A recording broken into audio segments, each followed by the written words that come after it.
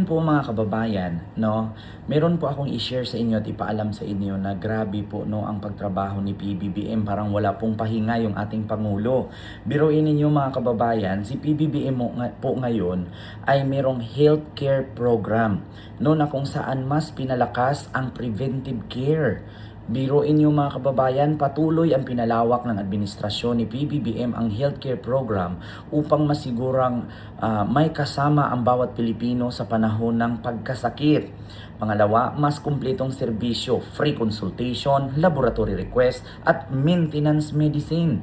At mas maganda, mas maagang gamutan, mas mababang gastos, mas healthy workforce at maayos na public health. Yeah. At mas malapit na ang healthcare. Unti-unting mas napapalapit sa tao ang serbisyong medikal sa ilalim ng bagong Pilipinas. Mas accessible na clinic, mas available na gamot at mas mabilis na serbisyo.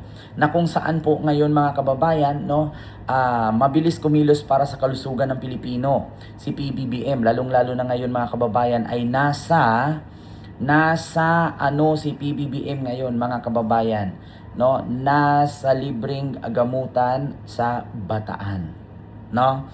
So biruin niyo yung ating presidente mga kababayan, walang tulog no, walang pahinga, kung saan-saan pumupunta, di katulad nung iba diyan na binoto na milyon-milyon Pilipino tapos nagjo-duty sa dahig, di ba?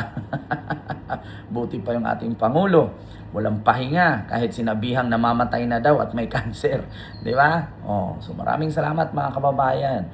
Ganyan, no, ang tatak Marcos.